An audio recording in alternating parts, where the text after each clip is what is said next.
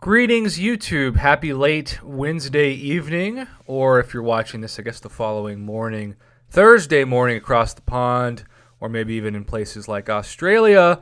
Thanks for clicking on the video. We have some discussion over the new March events because we were given in the past few hours or so some specifics for the first time from Kabam about some of the highs and the lows, the positives and the negatives that will be in the side quest event.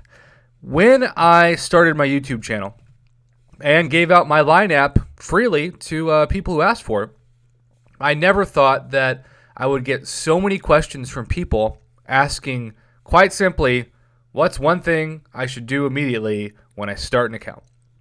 And so I have developed not only videos answering this question, but just further automated responses to a certain degree about what it takes to do well in this game and what's a really, really dumb thing to do or dumb things to do likewise. Because trust me, I made a lot of dumb mistakes when I started out. I didn't even know what a linked node was. I didn't even know what a node was.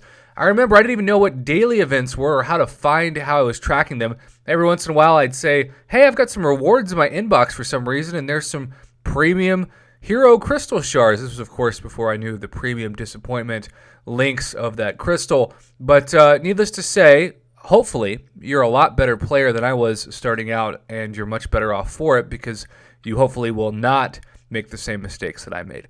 So I say all of that to say that one of the first things I always tell summoners when they reach out to me in the line app is to never, ever, ever sell your champions, because traditionally you wanted a full roster for the arena grind, and also just because base hero rating used to be the cutoff point for when Kabam would give certain tiers of compensation packages, such as what happened with patch 12.0 way back almost, 2 or 3 years ago? I can't believe it's already been that long.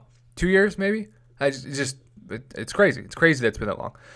So, needless to say, that was the main reason.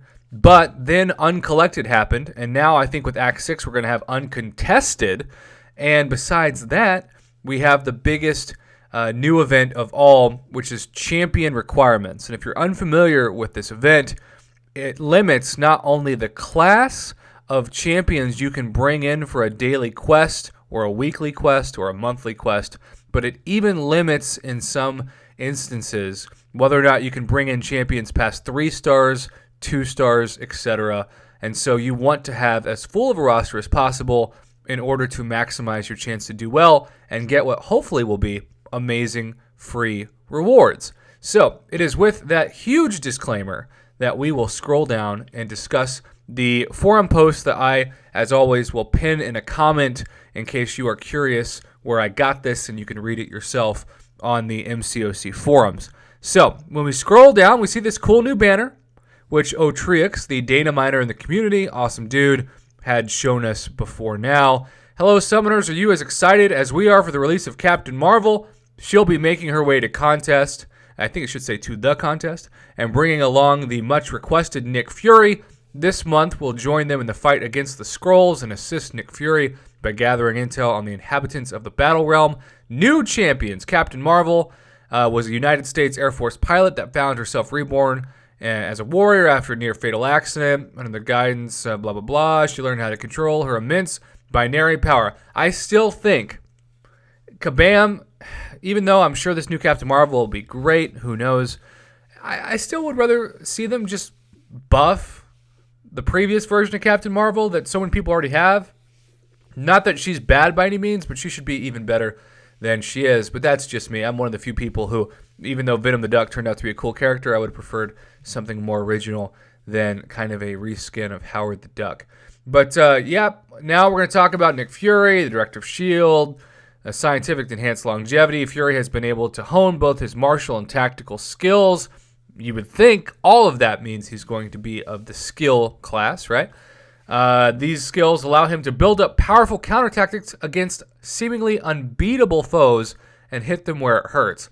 That also kind of sounds to me like Nick Fury is going to have some unblockable capabilities. Would not be surprised at all to see those in his abilities. All right, Battle Realm under siege. Captain Marvel calls the Summoner with alarming news. The Battle Realm has been invaded by shape-shifting Skrulls. With the aid of Captain America, Captain Marvel leads an incursion into the forbidden territories to root out the Skrulls and exterminate their forces.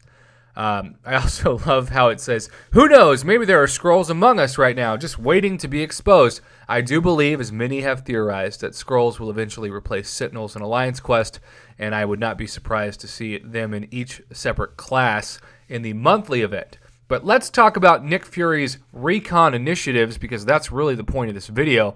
The Battle Realm is full of countless allies and enemies, and Nick Fury wants to know everything about all of them. Join him in a month-long event to gather intel on the champions of the Battle Realm. Now, this is where it gets exciting, right? Summoners can assist Nick Fury by gathering intel, and as payment, they can trade that intel, which sounds like a new limited form of currency, for rewards, probably in a rewards store, such as Tier 5 Basic, woohoo! 5 and 6-star crystal shards, hero crystals, and even a 5-star awakening gem crystal.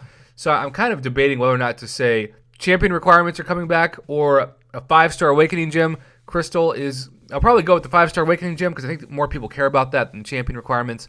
And so I would guess that more people are willing to want to watch a video that talks about that. I warn people, when we had these kind of store events, which are some of my favorite, because you're not going up against the BS RNG of a crystal that could contain 6-star shards or 5-star shards or Tier 5 Basic, but it's all RNG dependent, drop rate dependent, and most likely you're going to get the worst drop rate of those crystals. The store gives you the chance to have a guarantee to purchase exactly the items that you want.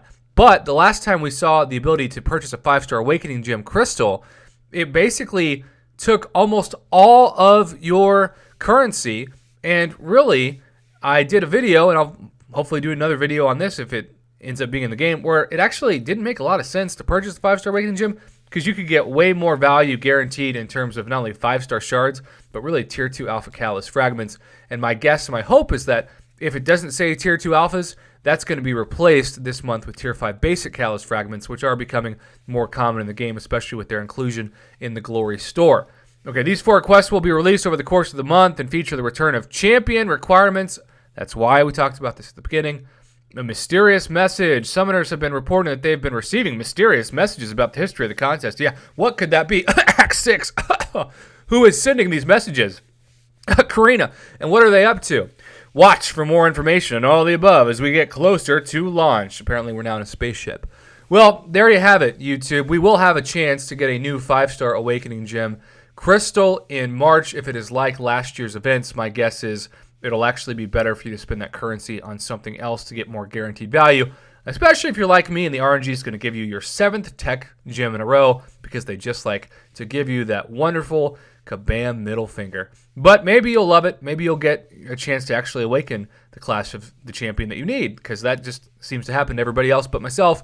I'm not salty. Of course I'm salty. But there you have it. Are you excited for this new event? Are you annoyed that champion requirements are back, or do you kind of appreciate that you have to have more of a full roster to beat?